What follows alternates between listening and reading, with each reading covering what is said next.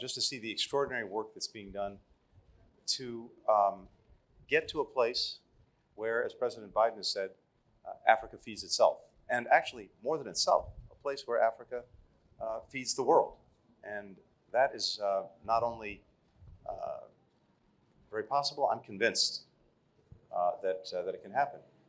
And it starts with a lot of the extraordinary work that the Africa Development Bank is doing in making the necessary investments in sustainable production and doing it in a smart, effective way. And then the work that AfriRice has been doing for so much time to maximize the crops and to do things that are, as we know from recent years, vitally important, producing resilient crops that can stand up to climate change and other weather-related events, that focuses well on nutrition, as we've just heard going through the different stands here. And then a virtuous cycle where not only are you doing the necessary in terms of production, but you also have the infrastructure necessary not only to produce, but also to distribute. And these are some of the things that we're working on, including with the investments we're making in the Libido corridor. And we've talked about all of that today. I just want to add, from our perspective, that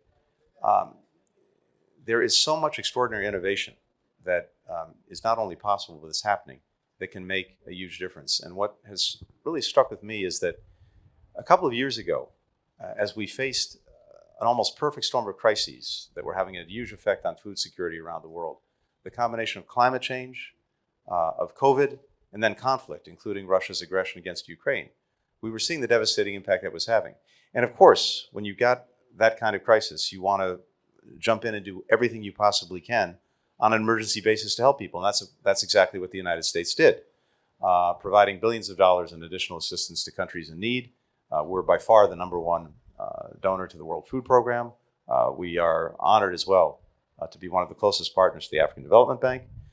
But in meeting with partners from around Africa, and particularly my own colleagues among foreign ministers, what really struck me in listening to them was that, as appreciative as they were for the emergency assistance that we were providing, what they really wanted and wanted us to focus on were making investments in sustainable African capacity.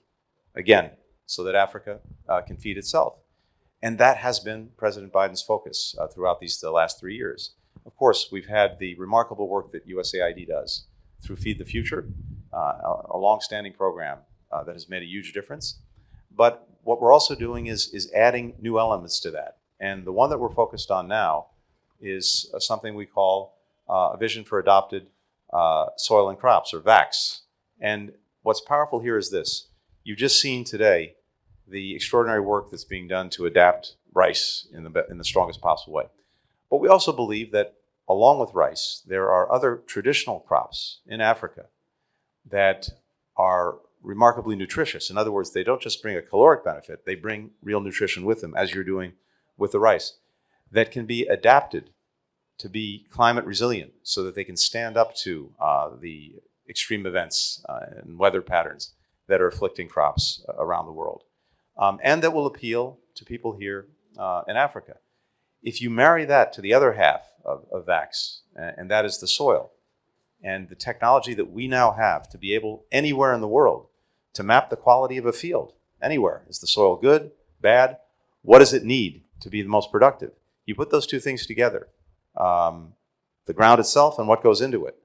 That is how you have a totally new picture in productive capacity, and one that I think is particularly adapted to Africa. So we're bringing all this together in a way that I believe, and President Biden believes, can raise productive capacity throughout Africa in ways that we haven't seen before, and that can bring Africa to the point not only of self-sufficiency, but of feeding others. This has so many of the other virtues that we talked about just listening to our colleagues as we went around the stands, in terms of employment, in terms of economic activity, in terms of the impact on other related businesses, including bringing women into the workplace.